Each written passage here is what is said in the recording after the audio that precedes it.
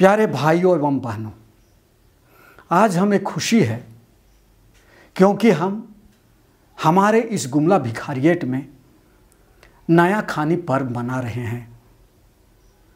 इस अवसर पर नए अन्न के लिए हम ईश्वर को धन्यवाद देना चाहते हैं। नए अन्न के लिए ईश्वर को धन्यवाद देना या नया खानी पर्व मनाने की प्रथा बहुत पहले से ही हमारे कैथोलिक कलीसिया में चलते आ रहा है। यहूदी समाज में इस पर्व का बहुत बड़ा महत्व था। वे इस नया खानी पर्व को उनके सबसे बड़े पर्व अर्थात पास्का पर्व के साथ जोड़ते थे। नए फसल की कटनी से ही पास्का पर्व शुरू हो जाता था। पास्का पर्व में वे नए फसल के लिए ईश्वर को धन्यवाद देते थे। यह प्रथा धीरे धीरे हमारे कैथोलिक धर्म में भी प्रचलित होने लगा। वैसे तो हम देखते हैं कि हर धर्म और हर मजहब में नए फसल के लिए ईश्वर को धन्यवाद देने की प्रथा है,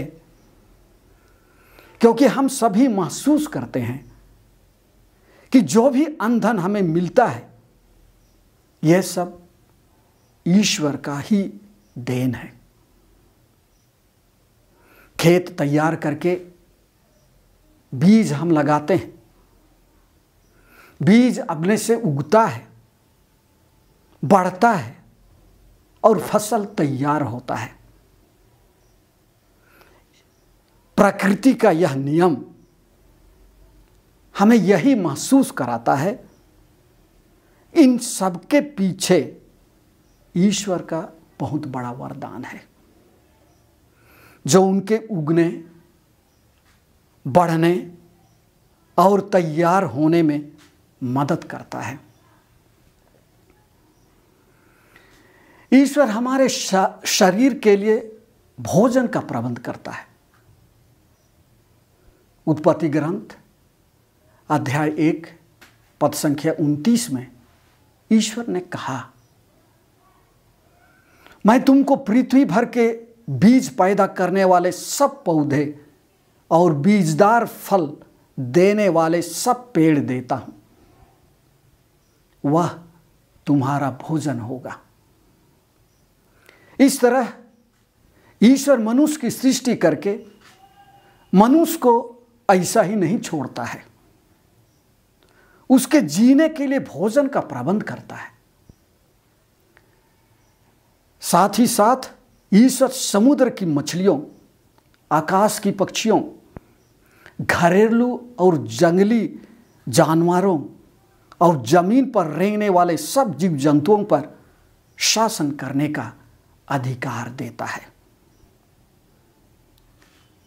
संत मरकुस रचित सुसमाचार अध्याय 6 पद संख्या 30 से 44 में हम सुनते हैं कि ईसा 5000 लोगों को खिलाते हैं।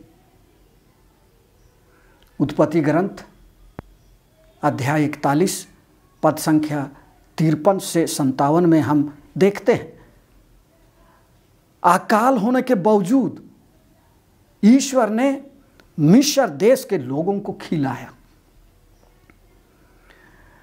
बाइबल में हम बार बार अकाल के बारे सुनते हैं। ईश्वर सभी समय अकाल से लोगों को बचाता है। शारीरिक भोजन के साथ साथ यीशु आध्यात्मिक भोजन से भी हमें तृप्त करते हैं। इस यूखरिस्तीय समारोह में रोटी और दाखरस के रूप में अपने आप को देकर वे हमें आध्यात्मिक भोजन देते हैं। नए व्यवस्थान में अपने को बलि चढ़ाकर हमें आध्यात्मिक भोजन प्रदान करते हैं। संत योहन रचित सुसमाचार अध्याय 6 पद संख्या 47 से 51 में यीशु कहते हैं, जीवन की रोटी मैं हूं। तुम्हारे पूर्वजों ने मरुभूमि में मन्ना खाया, फिर भी वे मर गए। मैं जिस रोटी के विषय में कहता हूं वह स्वर्ग से उतरी रोटी है, और जो कोई उससे खाता है वह नहीं मरता। स्वर्ग से उतरी हुई वह जीवंत रोटी मैं हूं। यदि कोई वह रोटी खाए तो वह सदा जीवित रहेगा। जो रोटी मैं दूंगा वह संसार के जीवन के लिए अर्पित मेरा मांस है। इस तरह यीशु हमारी शारीरिक भोजन और आध्यात्मिक भोजन दोनों की चिंता करते हैं। शारीरिक अन्न और आध्यात्मिक अन्न दोनों प्रदान करते हैं। आज हम उन लोगों की भी चिंता करें जिन्हें खाने के लिए अन्न और भोजन नहीं मिलते, कि ईश्वर सबों को शारीरिक और आध्यात्मिक भोजन से तृप्त करें। अच्छे मौसम और जलवायु के लिए भी प्रार्थना करें कि हमारे खेतों की पैदावार बढ़े और हमें अच्छा फसल मिले।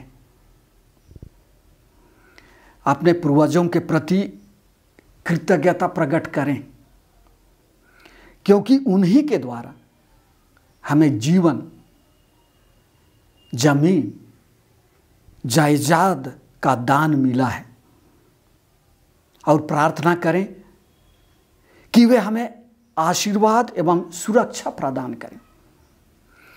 उनके लिए धन्यवाद की प्रार्थना चढ़ाएं और उनकी आत्माओं की शांति के लिए परमेश्वर से प्रार्थना करें। इजरायलियों की भांति हम भी आज धन्यवाद स्वरूप नई फसल का कुछ अंश पवित्र मिस्सा में अर्पण के समय प्रभु को चढ़ाएं, जिसका कुछ भाग कलीसिया की मदद के लिए जाए और शेष भाग स्वयं अपने उपयोग के लिए वापस ले लिया जाए।